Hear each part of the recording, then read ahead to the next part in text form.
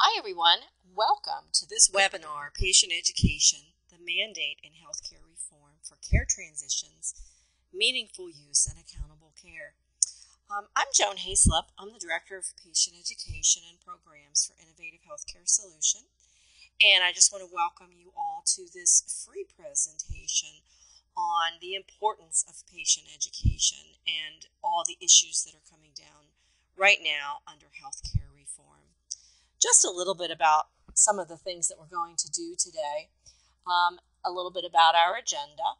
We are going to be first taking a look at what's going on in healthcare reform. I want to bring everybody up to speed on all of the issues and the programs, a lot of the national things, because that really is going to put the spotlight on why patient education is so important. We're going to take a look at the government's role in health literacy and why they're shining the spotlight on this issue as well. And we're going to take a look then at what constitutes good patient education and how you can be successful under all of these reform measures. And we're going to look specifically at a couple of our tools, the step-by-step patient education booklets and tear pads. And we're also going to take a look at a very innovative tool that's extremely useful for red flag alerts and very ubiquitous, useful in any healthcare setting, emergency room, physician office, hospital, home care, the Stoplight Tools. So one thing I do want to mention as well, even though this is a recorded webinar, if you do have any questions about anything that I say today or patients or any questions about the tools, please feel free to email me, and I will be happy to call you and discuss it or email you back with a response to your question. So let's go ahead and get started.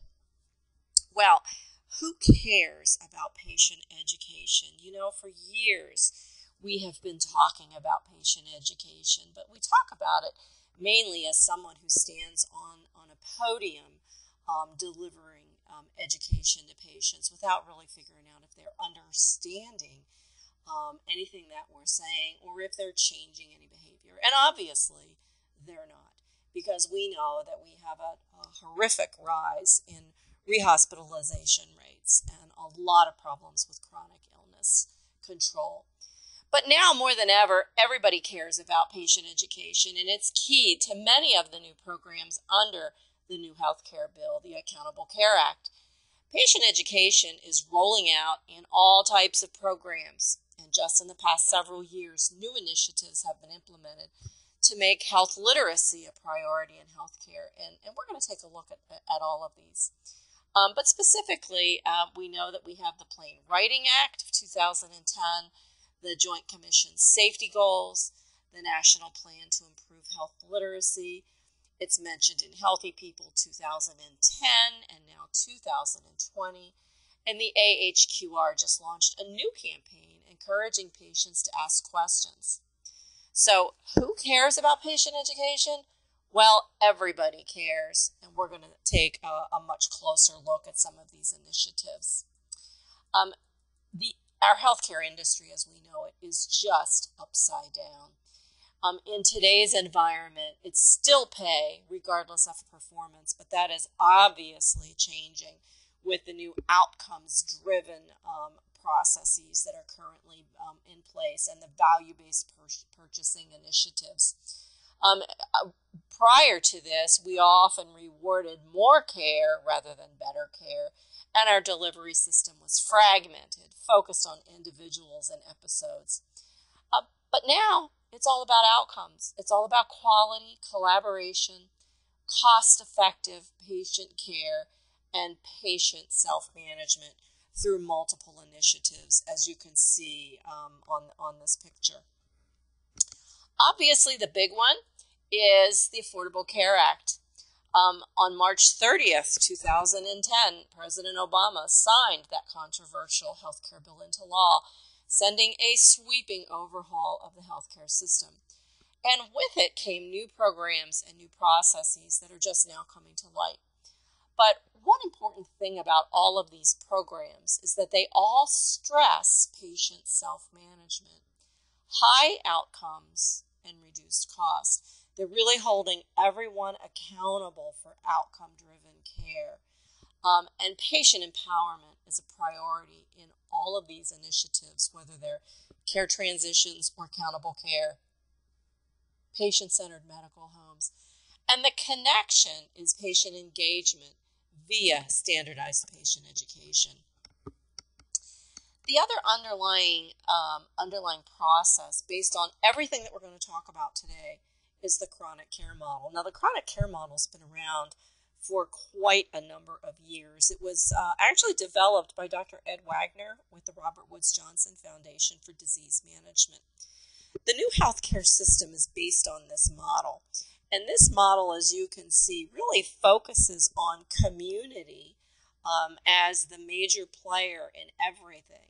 The healthcare system is a subcomponent of that. So we're really looking at a continuum of care with community leading the way. Within this model, you can see that it emphasizes self-management, obvious delivery system designs, which we're seeing now with electronic health records and good decision support tools, and good clinical system, good information systems. The obvious outcome should be active, informed patients, and I like that word, activated patients, meaning they're going to change behaviors, leading to productive interactions with their proactive practice team. So we're taking healthcare providers off of a pedestal where they just dictated to patients, and we're literally giving patients the driver's seat in some of their care. We want them to be engaged, ask questions, and be goal-driven. And this is where patient education, again, becomes a key component underlying this model. Well, one of the biggest processes and programs that has come out of the healthcare reform bill is a program called Care Transitions. Care Transitions is a program that was actually developed by Dr. Coleman out in the University of Denver, and he's been running a Care Transitions program for several years, and it has been very successful. As a result of that, it was picked up by Medicare and placed into the health care bill. So it is a tried and true program that has some very specific indicators within it. And now what has happened is that these indicators and Care Transitions is being piloted across the country by 14 QIOs. And part of the reason for the Care Transitions program came from a June 2007 MedPAC report that highlighted the fact that Medicare pays for all hospital admissions, regardless of the reason they have to pay for the hospital admission.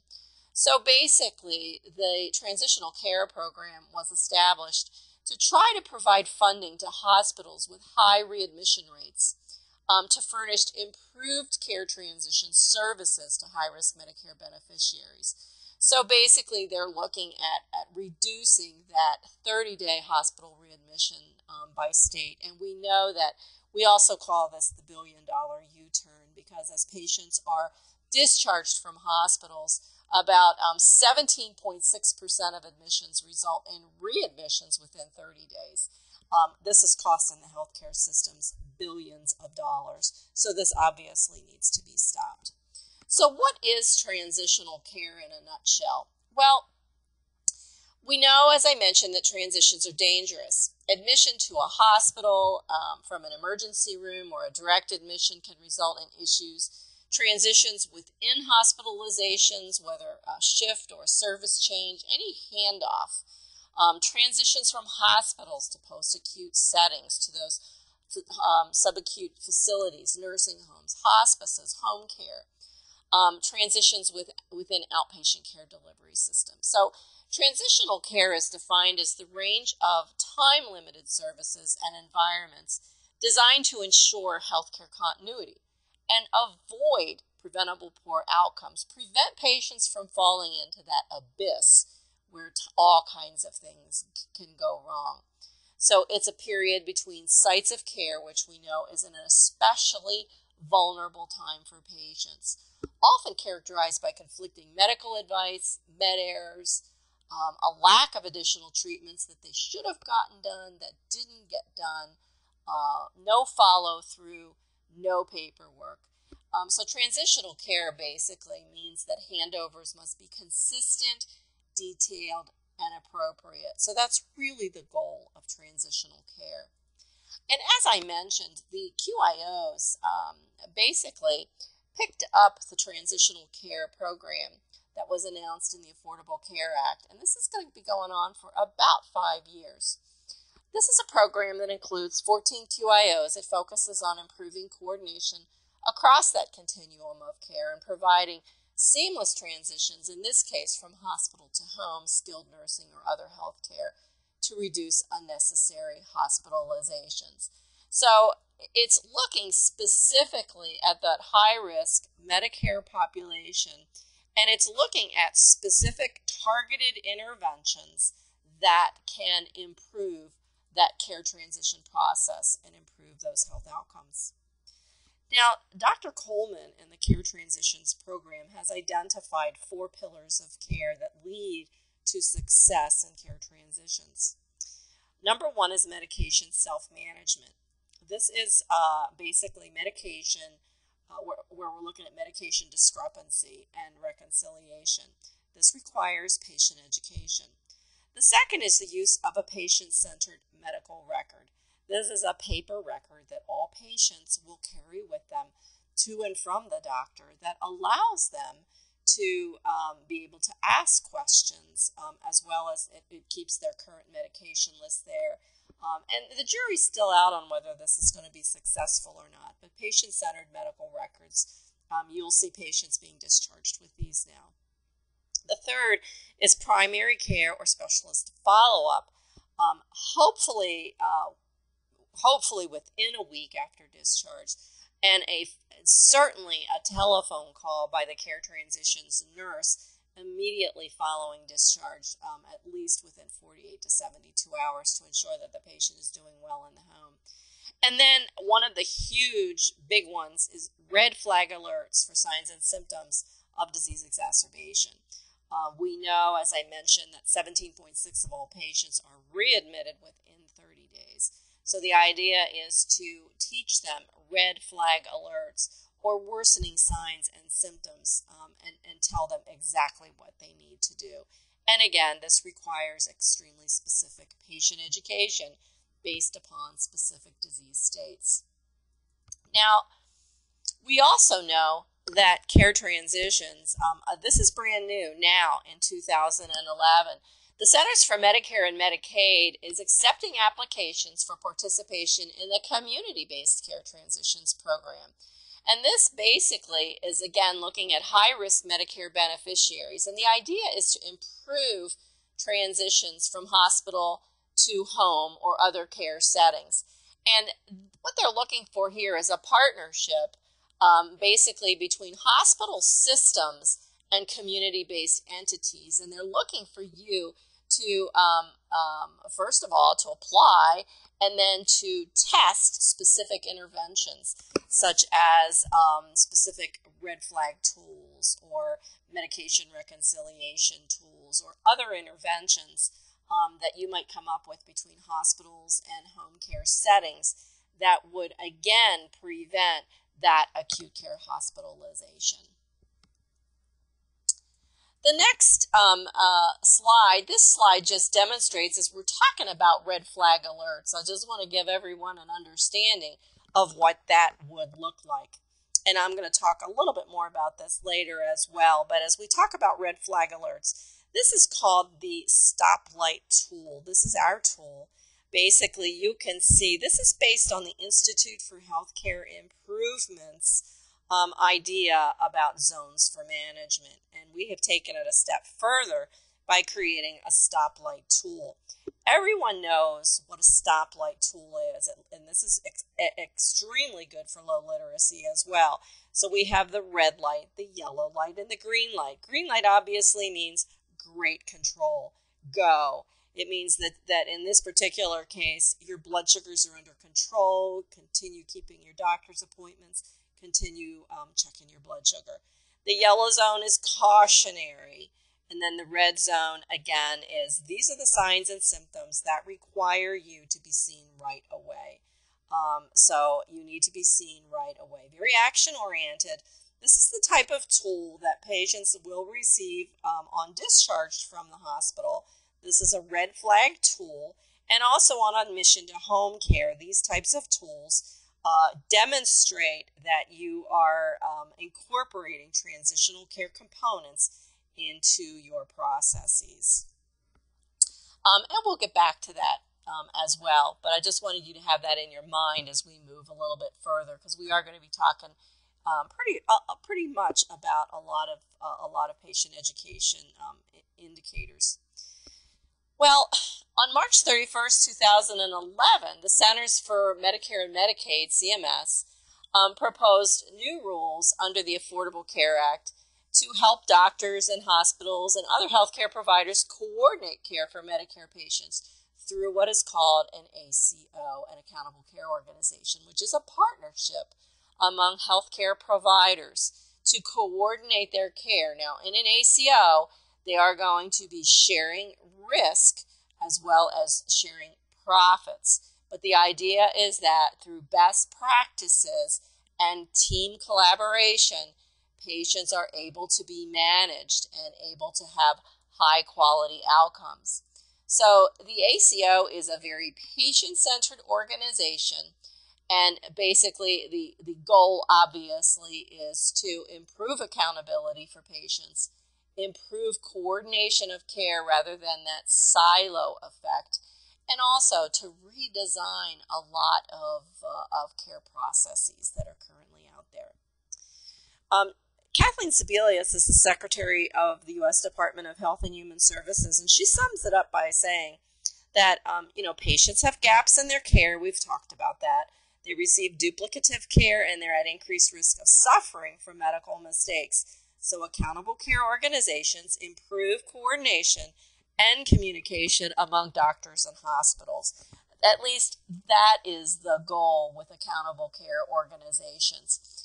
Value-based purchasing is a concept that directly links payment to the quality of care provided, and it is a strategy that helps transform the current payment system by rewarding providers for delivering high-quality, efficient clinical care. The goals of ACOs, again, these really are fairly common: coordination of care, improvement in the efficiency of care, quality and health outcomes, reduction in overall cost, reduction of acute care hospitalization, unnecessary emergency room use, and physician office use, and increasing patient, family, caregiver satisfaction, as well as improving provider satisfaction as well. And once again, the underlying goal, the underlying key to success in accountable care organizations is going to be patient education. Once again, the patient must be the driver and be empowered to be able to really take care of his or her chronic illness. The next big initiative that is pretty hot is meaningful use.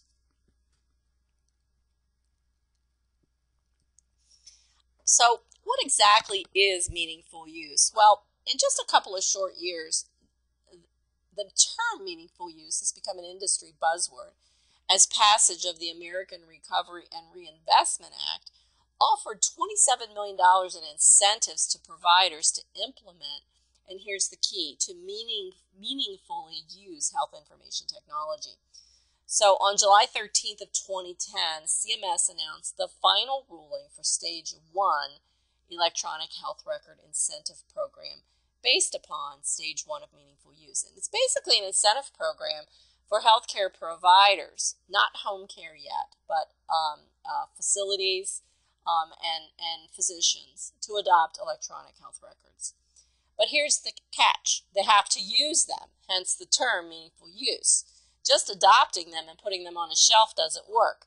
Integrating evidence-based patient education materials into the hospital clinical information system or physician information system is an important aspect of meaningful use. And the core set objective requirement to provide electronic copies of discharge instructions upon request is pushing hospitals to integrate patient education directly into their clinical workflow. So what does all of this mean, and what does this stand for home care and patient education? Well, basically, we know that home care is not eligible for meaningful use yet. But eligible professionals are those eligible hospitals and physician office groups who can receive up to $44,000 over 5 years under this incentive program. So basically, there's an additional incentive as well for those who are in those health professional shortage areas. To get the maximum incentive payment, Medicare-eligible professionals must begin participation by 2012.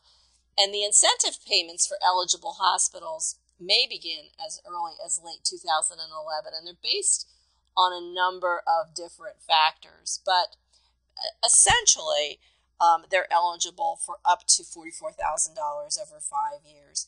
Home care is currently not included in this, but who knows what the future will hold. It would be nice if there was some type of meaningful use programs for home care. But at the very minimum, as patient education is a key component within meaningful use, home care agencies also need to incorporate standardized patient education into their workflow so that they can demonstrate that they are collaborative partners. This is just an example of that meaningful use, one of those components for patient education. This is one of the measures where it's basically the objective is that they need to use certified electronic health record technology to identify patient-specific education resources. Based upon their clinical condition, we need to be able to give them specific patient education and then provide resources to the patient if appropriate. The measure that hospitals are being held to is that more than 10% of all unique patients seen by the eligible professional are provided patient-specific education resources, and they define unique patients. That's just based upon the number of times, for instance, that they might see a physician. On a specific number of times, they need to be given specific patient education. Now, as we look at all of these measures, healthcare reform and patient education, what's the connection? Well, I think you've seen the connection so far. It is patient engagement via patient-specific education, which is the strategy. So knowledgeable, informed, empowered patients who have standardized patient education so that they can take control of their illness, drive their care, and change their behaviors. So the linchpin under all of this is patient education. The ongoing healthcare reform debate and the need to reduce costs really brought intense focus to the issue of readmission reduction. I like that word, readmission reduction. The truth of the matter is that reducing avoidable hospital readmissions after initial discharge as an effective cost-saving measure has been on the radar of payers and providers for quite some time. Regardless of the care transition model and the distinct elements of the program, providers and payers always recognize that the linchpin to success was in patient education and patient engagement, because it's the lifestyle and behavior changes that will ultimately keep people symptom-free and out of the hospital. So it stands to reason that access to quality patient-centered education is an important element of any program.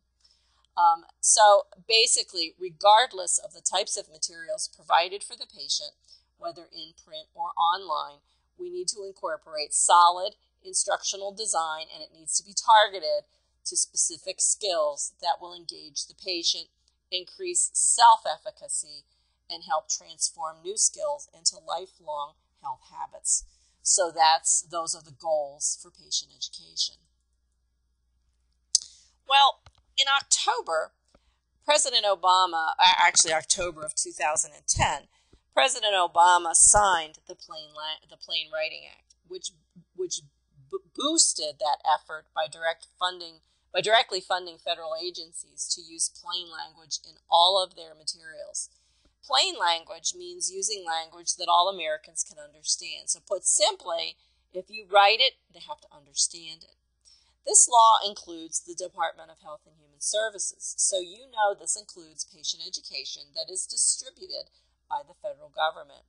And we know that once the government puts a bill into place, other entities are soon to follow. And so they did here as well. Watch what happened here.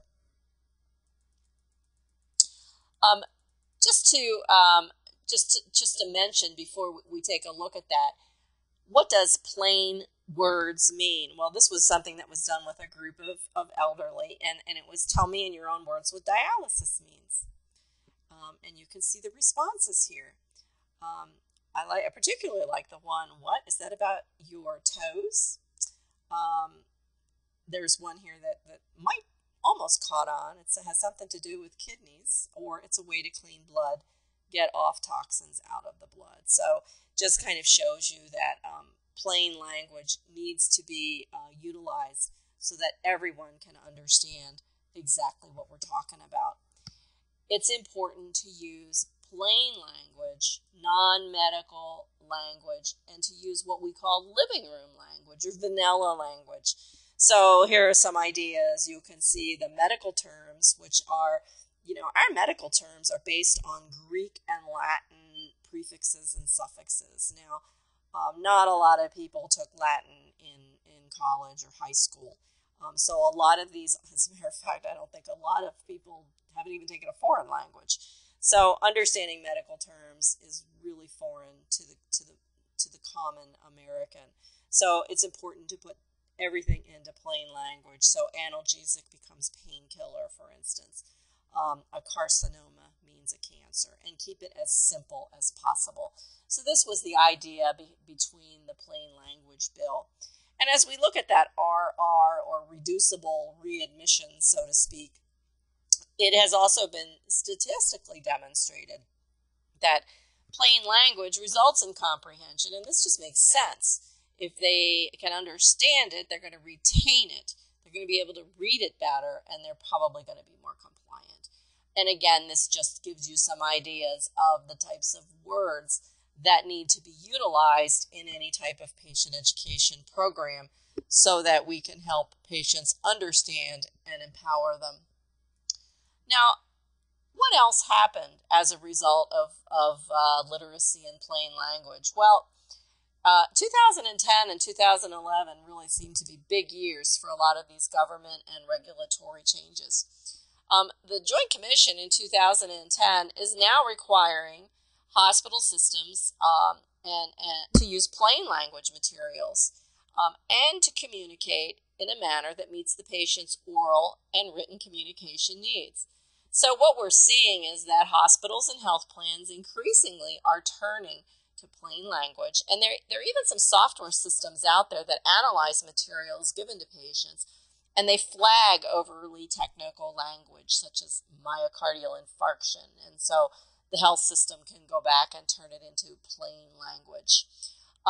One program developed by Bethesda-based Health Literacy Innovations is being used by NIH, CVS, and Howard University, and again, it just analyzes text for complexity and suggests ways to simplify them. We also know that the Department of Health and Human Services, as I mentioned previously, came on board to improve health literacy by July 2010, and they have the same strategic plan.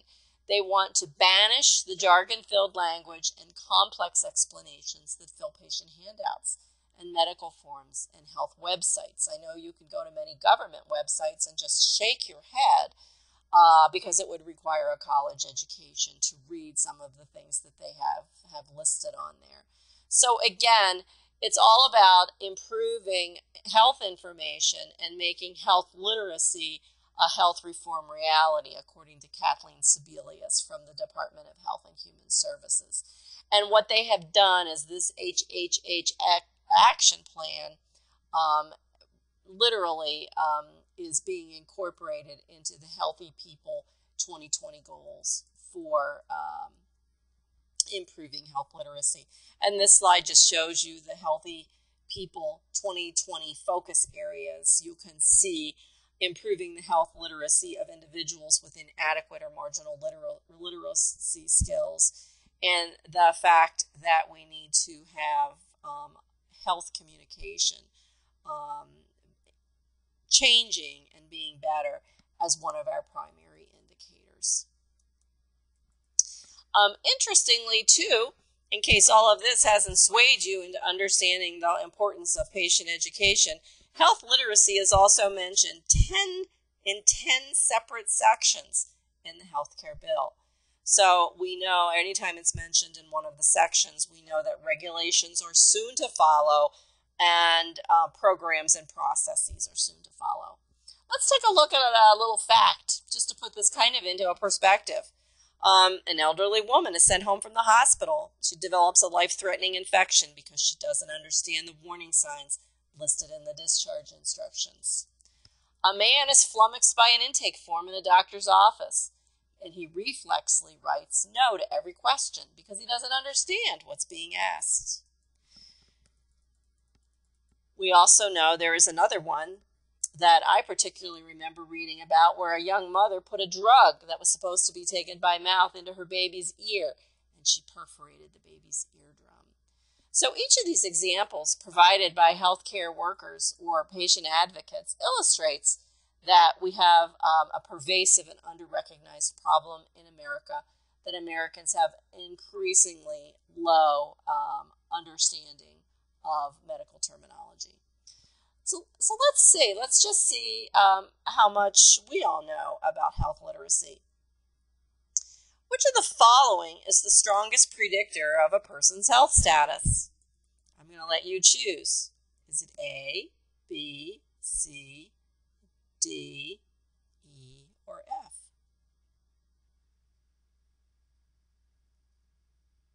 Well, the correct answer is C. It's health literacy. Although health literacy can affect everyone regardless of background or educational level, we know that it's a stronger predictor of a person's health status.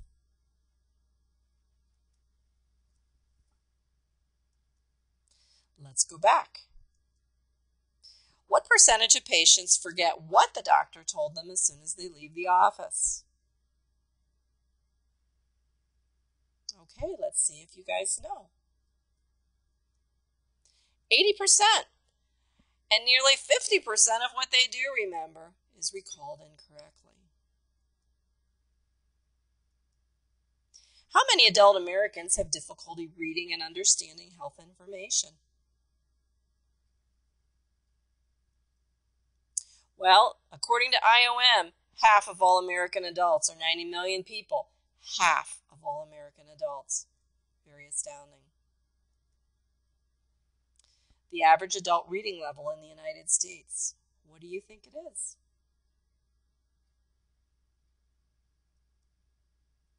8th to 9th grade is the average, and we know that if that's the average, there are many, many people that are beneath that. Almost 40% of elderly read below this reading level. The elderly are a prime concern. 5th grade. Medicare says patient education materials must be at the 5th to 6th grade reading level. And I would really challenge you as an organization to be thinking about what are you currently giving out for patient education, and do they really, really meet the standards? The ability to read, understand, and use healthcare information to make effective healthcare decisions and follow instructions for treatment is what health literacy means. There are multiple definitions of the issues in health literacy. We have people that are illiterate, functionally illiterate, marginally illiterate, and then obviously those that are literate. Illiteracy, from one end, the total inability to read and write. Literacy at the opposite end, the ability to read, write, and understand at the 8th grade reading level and above. And you can see the differences between functional illiteracy then and marginal illiteracy.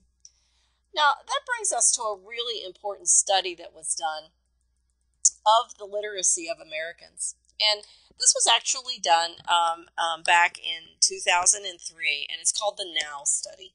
And you may say, well, this is a very old study, but actually we only address and we only take a look at health literacy every 10 years. So this is the most recent data that we have, and we're getting ready to do this again. So it basically looked at adults, about 19,000 adults aged 16 and older, and it assessed their literacy, their ability to read prose, their ability to read maps, their ability to decipher prescription bottles, x-ray type information. And this is what they found. They found that 93 million adults are below basic or basic with health literacy. So, and basically we know that 52% of high school graduates can't read or write proficiently, and 61% of adults over the age of 65. And this is serious because this is what CMS is worried about. We know that,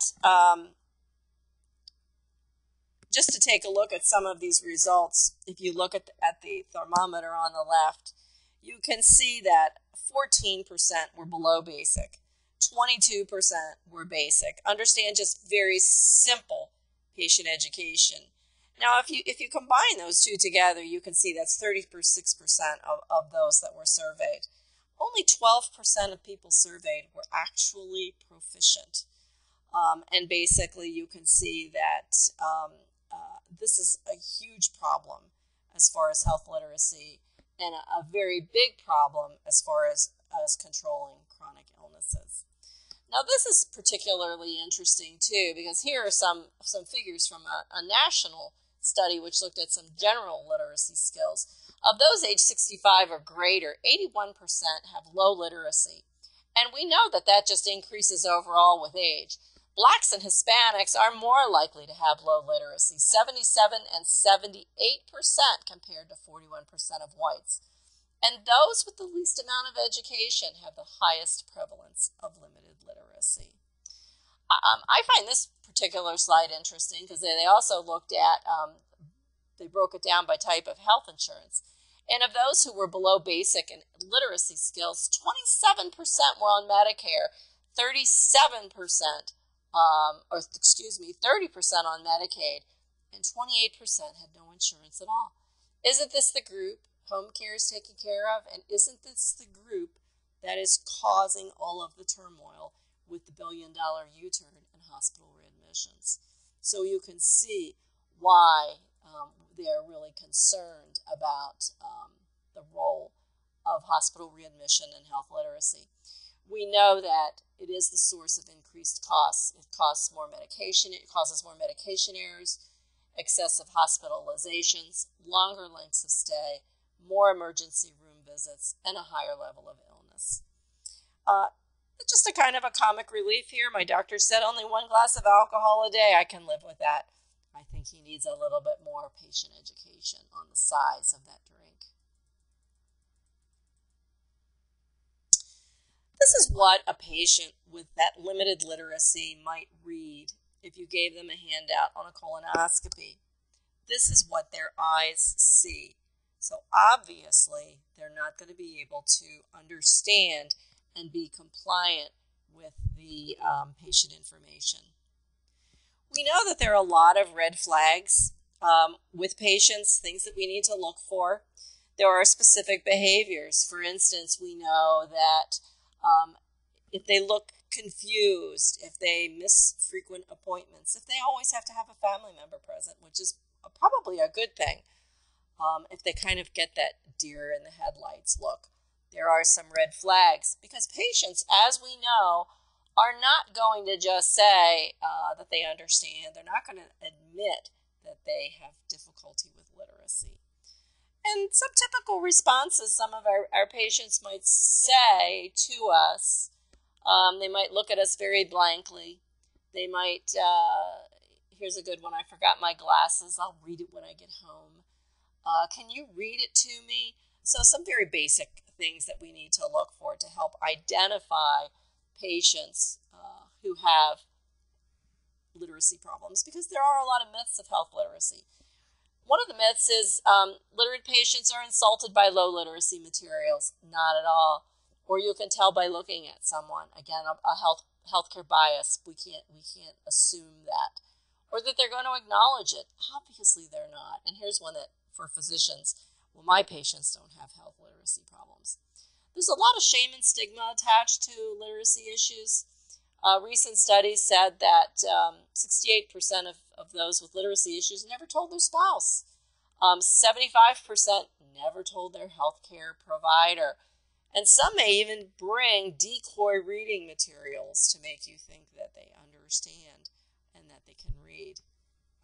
So, what is appropriate information and inappropriate information?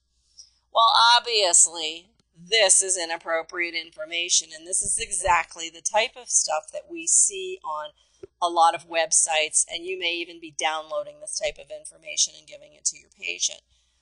It is inappropriate, it is narrative, very high words, not used in plain language, not a lot of white space, small font, very high reading level, multiple ideas, not in plain language. And so these are inappropriate. What is appropriate, if you take that very same information, again, specific information, a bulleted list, very action-oriented. It's at the 6th grade reading level. It's action-oriented in that it says, do this, take this, don't do this. And it's very easy on the eyes, very appropriate patient educational material. And I like this comic. It's very true. Adults have the same reading difficulties as children of the same reading level. Do you ever have trouble relating to today's youth? Not really. I read at a 6th grade reading level. English is also hard to learn. I love this slide, and I always get jumbled up on it every time I read it. The bandage was wound around the wound. Polish the Polish furniture. The soldier decided to desert his dessert in the desert. After a number of injections, my jaw got number. The farm was used to produce produce. So health literacy is compounded by the fact that English is hard to learn. Okay, so what constitutes good patient education material? We want to see appropriate font size, at least of 14. And I know for older eyes, they still need reading glasses in most cases for that.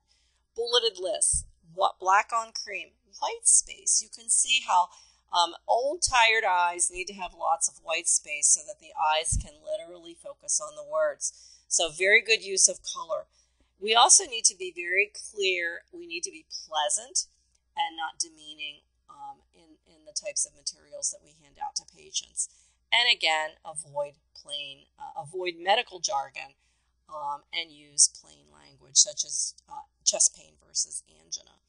CMS has really been on the bandwagon about this for years, and actually, this little piece on the right that I put here, I pulled this from the RFP that went out back in, I think it was the early 2000 for the disease management trials. If you wanted to be included, your standardized patient education needed to be culturally appropriate and be able to be used for those with limited reading skills. So they've been hammering on this for a while, but now they're really hammering on it, and now the processes are in place so that it is coming to fruition. Now, it's no surprise as we talk about patient education that we also need to have evidence-based patient education. So any patient education tool needs to be evidence-based and needs to follow the standard of care. It only makes sense. And I caution you then, as you look at your own facilities and your own organizations, if you're allowing your nurses to write patient education material, how can you say that they're evidence-based? And who's going to keep them updated? You can buy patient education material a lot cheaper than you can pay those labor dollars to write patient education material that you can't say is evidence-based. So basically, what do we mean? Well, if you follow all of the details of what makes good patient education material, you really want to limit the content to what do they really need to know. Limit the number of concepts so that you're not overloading them, and focus on how-to behaviors. If this, then that. Make sure you're doing action-oriented information, not just facts. Summarize main points so that they're left with the reader. Use concrete examples versus abstract concepts. The picture on the right is one of our step-by-step tear pads on fall prevention. You can see how it follows the guidelines for good patient educational material. The bulleted lists, minimal concepts. And the other big thing is that you want to make sure that the pictures match the content. Because as we're dealing with low literacy populations, we want to make sure that the pictures are simple and that they can convey the same type of concept, just in case the client struggles with literacy issues.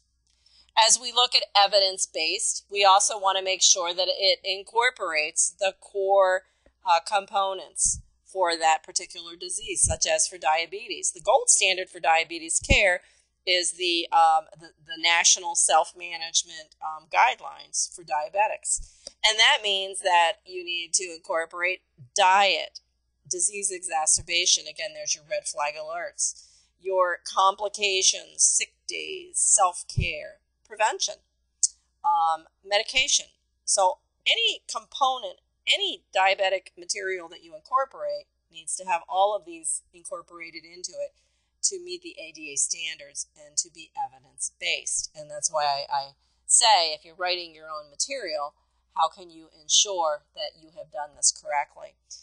For COPD, again, it's the very same thing. It needs to incorporate the gold standards, the global initiative for lung disease across the world. This is the standard of care regardless of where you are in the world.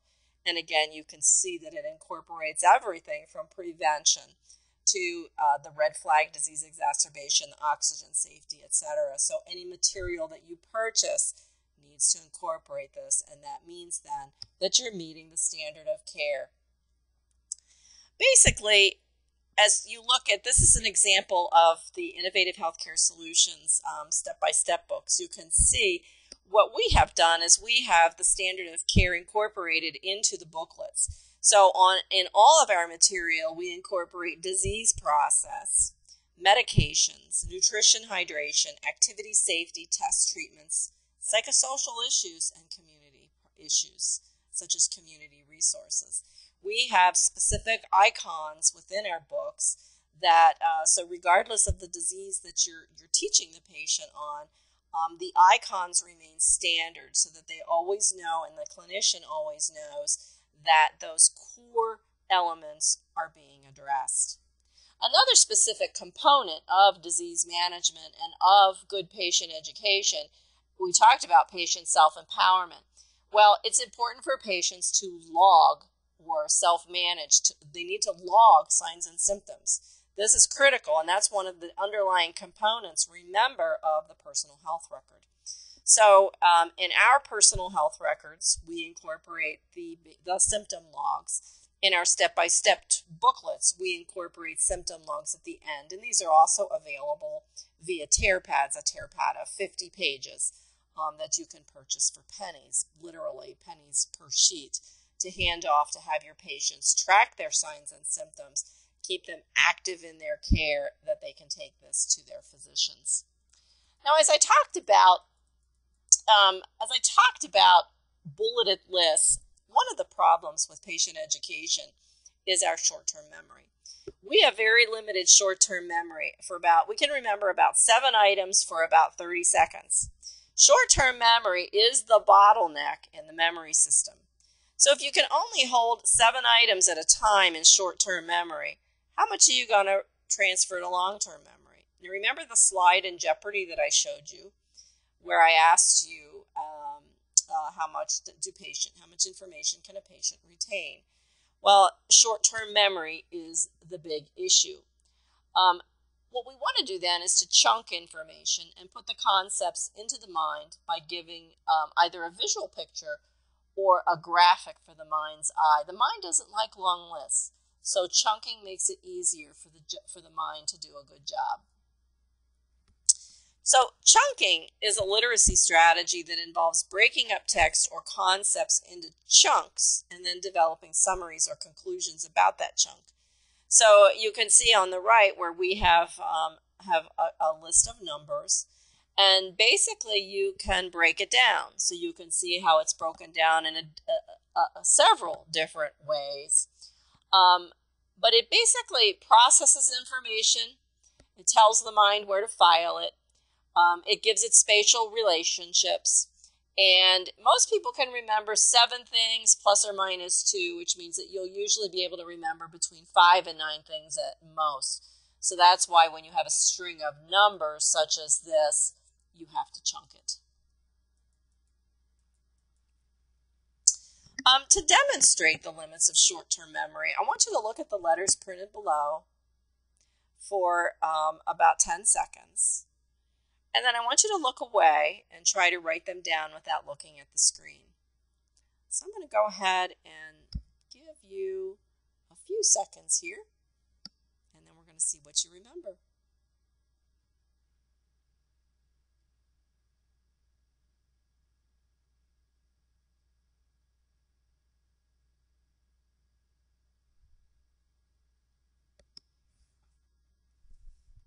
Well, did you pass? Could you write down all the letters? Probably not, because it was 14 letters, so it exceeded your capacity of your short-term memory.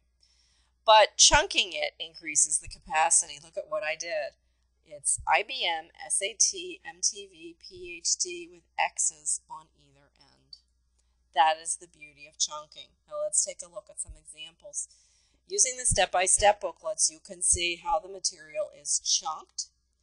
There is a lot of white space. We have our matching pictures. We have our bulleted lists. Now that brings us to another big issue in healthcare that's being addressed as a best practice. Patient education is the teach-back method. Healthcare practitioners have an ethical responsibility to promote shared decision-making, and they have a professional obligation to work with patients to negotiate treatment plans that respect the patient's values, preferences, and goals for care. And to meet that obligation, practitioners must ensure that they communicate effectively with patients and surrogates. The NQF identified teach-back as one of 50 essential safe practices to improve healthcare. So basically, patients are asked to teach back, and they may have a better recall and understanding of procedures, and they may follow treatment plans more carefully. Teaching back can also improve efficiency in clinical practice. For example, the NQF found that initiating teach back in a large academic medical facility led to fewer surgery delays or cancellations because patients had understood their directions. Here's a schematic of the teach-back method. The idea is to explain the self-management process, then assess the person's knowledge by asking them to teach it back to the clinician. The clinician can then clarify if the patient doesn't quite have it down, and the cycle can be repeated until there's a shared understanding. How many of you know the teach-back method? Well, again, it's used to assess patient understanding. Asking patients to repeat something in their own words is a far better way to gauge comprehension than simply asking, do you understand? So as you look at the diagram, after explaining a new concept, you should assess the patient's recall and understanding, clarify or explain as needed, reassess that comprehension, and continue to clarify until the patient expresses satisfactory understanding. Most of us have performed a teach-back to assess patient recall and comprehension the first time, but if we need to clarify or tailor the information, rarely do we reassess patient comprehension. And this is the most common mistake made when attempting to apply the teach-back model. In one study, physicians who used the teach-back technique with their diabetic patients achieved better glycemic control. So we know that teach-back works. And having a good patient education material allows you to also do that reassessment and that reteaching. So when asking patients to teach back, it helps to put them at ease by placing the burden on yourself, so you want to know what information the patient understood. You also need to focus the teach back on 1 or 2 points. So if I asked you right now to tell me what I've shared with you in the last hour, you might recall 1 or 2 concepts, but this is not effective for assessing your knowledge. It would be more effective for me to assess your understanding of the impact of health literacy. I might say, for example, we've covered a lot of information today. In order for me to be sure that I explained health literacy correctly, and you can see how I've placed the burden on myself so I'm not putting the patient at risk, tell me 2 things you can do to improve communications with your patients. So it focuses the teach back on 1 point. And teach back is something that all of your clinicians need to be taught. Now let's apply some of those principles now.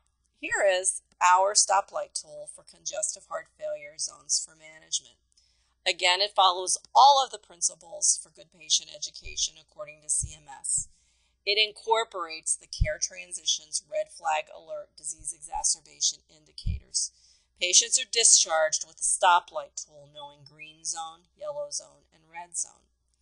Well, and again, in a teach back method, you might be able to ask the patient, can you tell me when you would be all clear with your signs and symptoms? Or tell me, I want to make sure I explain this correctly. When do you think you need to go to the doctor or the hospital? So you can see how, again, having something that's very bulleted like this would help the clinician incorporate teach back into her teaching. And again, it becomes a red flag tool for care transitions, but it also, again, incorporates plain language. It's action oriented, so that if the clinician does need to reassess and reteach any of the information, it is so simply stated that the patient will be able to retain this information very, very easily. Well, as we look at patient education, it's also important that we set goals. As we learned in the chronic care model that I showed you at the beginning of this presentation, it's extremely important to empower patients. Patients need to have mutual goal setting between the provider and the patient. So they need to be included in their plan of care, in their discharge plans. And for instance, describe any reasons why you might have a hard time meeting the goals of your plan. We never want to assume that patients understand what we're saying and that they're going to be compliant. Well, in the step-by-step booklets, this is an example of, again, of getting readers involved. We want to encourage them to keep the handout and not throw it away, and also to communicate with their providers. So as a clinician could be sitting there with a patient and saying, what are your healthcare goals? Let's talk about them. And why don't you write those down for me? So the patient, again, is empowered and the patient is activated. You can see at the very top, once again, we're dealing with action-oriented instructions, what to do, who to call for 911 or when to call the doctor or nurse. So again, we have taken those red flag alert principles and incorporated them into a complete booklet for specific diseases. As we talk about health coaching, again, incorporated within the booklets, what you might see is something like this. Write down the name of your medication. What was your blood pressure today? This is what I will do when I crave a cigarette. So again, patients are empowered not only just to read the information, but to write within the booklets themselves so that there can be a little bit of health coaching between the clinician and the patient. And so that more direction can be given to the patient, and so that we can ensure that that patient is on board with their whole entire treatment plan.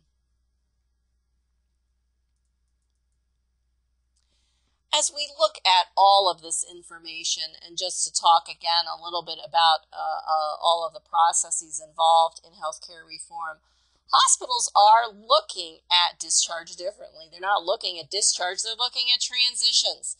So it's important as agencies that you incorporate that you have Stoplight Tools, that you differentiate yourselves with evidence-based patient education tools that are going to show people that you are collaborative and that you're ready to be part of a community care transitions program or an accountable care program.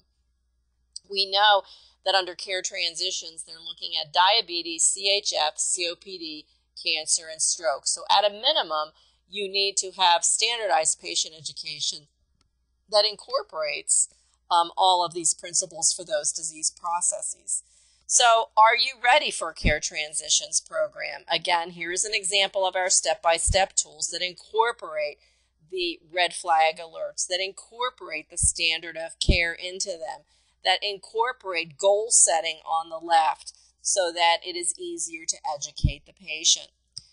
Our booklets also incorporate need to know concrete information and examples. And again, this is just to, again, avert that RR or that readmission reduction and that billion-dollar U-turn.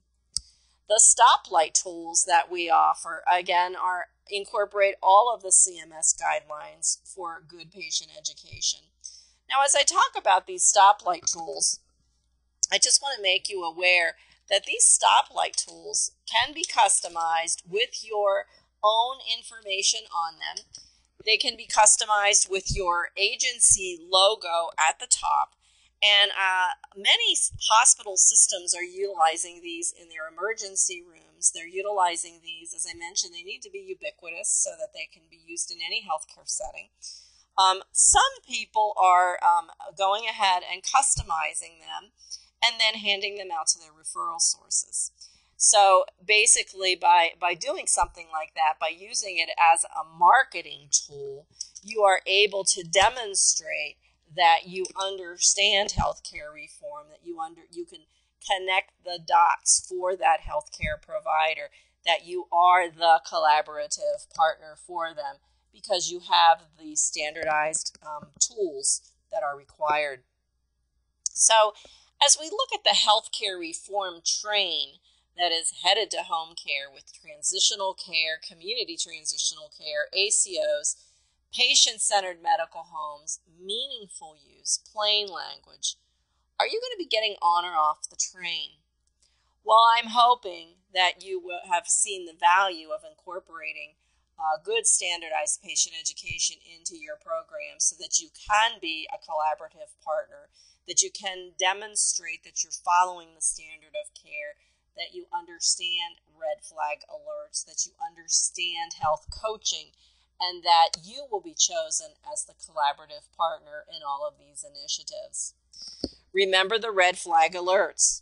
By having standardized education, and again, our step-by-step booklets incorporate call your doctor or nurse for these red flag alerts. These basically tell the patient who to call, when to call, and what to do. And again, we empower the patients with these booklets so that you can also incorporate health coaching and the teach-back method, the best practices that are required to reduce hospitalization. Here's another example in our step-by-step books. You can see that we have a health check. Patients are given various information, and then a couple of pages later, they're asked, you should call 9114, and they're able to mark off, and it says here page 3 has the answer. As a clinician in the organization going out to see the patient, she can take a look at this in the patient education book. And again, this is a perfect time to do some teaching back with the patient in case the patient got the answers wrong. Or she can use this as a teachable moment with the patient to ensure that they understand those red flag alerts. So it's more than just narrative patient education material.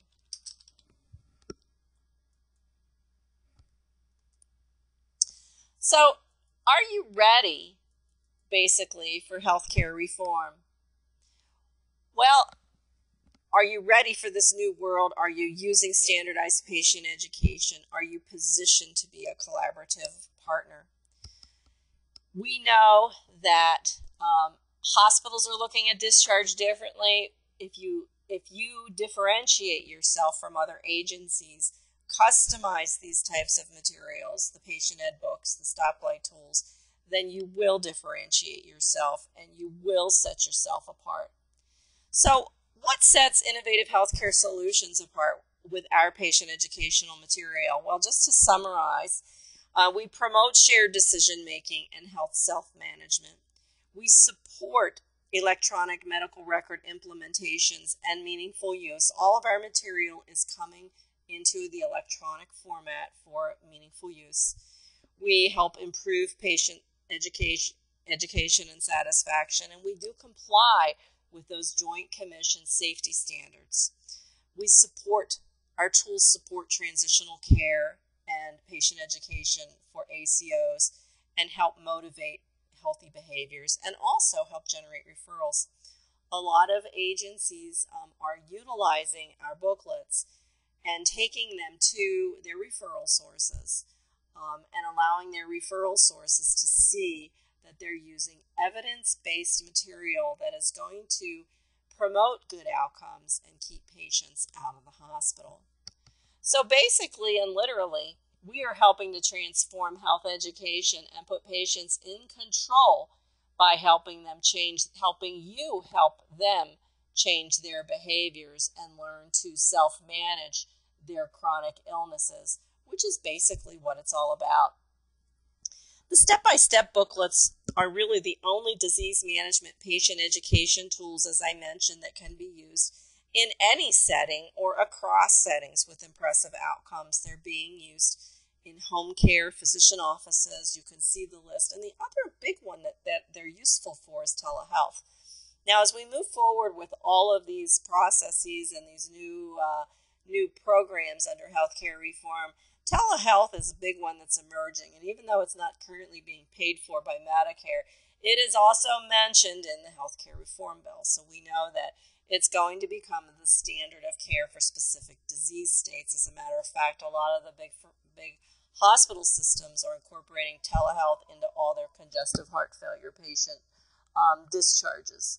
So we know then that having a booklet such as this, if the patient's data is out of range, you can obviously call that patient and say, let's go ahead and take a look at page 23 and review that material again. Because within the booklet, it's going to talk about all of those ideas, the prevention aspects, when to follow up with the physician. They can all be individualized, which is something that, remember, Meaningful Use said it has to be able to be individualized. And we have check boxes that also allow the clinicians to individualize the content.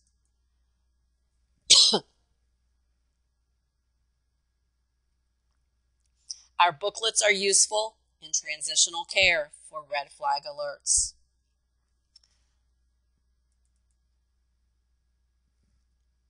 The booklets, as you can see from this particular tear pad, we've taken the best of the best from the booklets and created 50-sheet tear pads. So we're all really concerned about dyspnea these days. We have to address it in OASIS-C.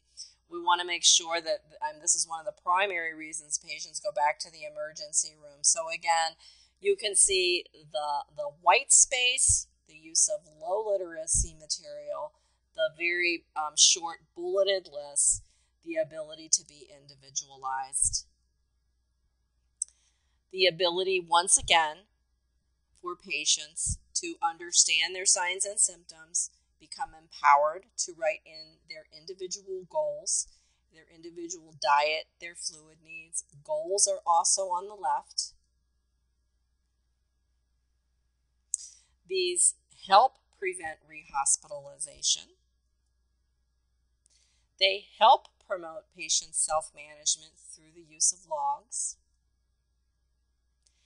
And we believe they are the very best patient education tools on the market to assist you in these healthcare reform initiatives. So basically, we would be very happy to talk with you more about any of the products that we sell. Please call us for more information, and we also offer a preview pack, which consists of a diabetic booklet, a COPD booklet, a congestive heart booklet, all for only $17, which includes some shipping and handling. We also sell the Stoplight Tools. These are tear pads of 25 sheets. You can purchase the CHF, diabetes, COPD for $32.35.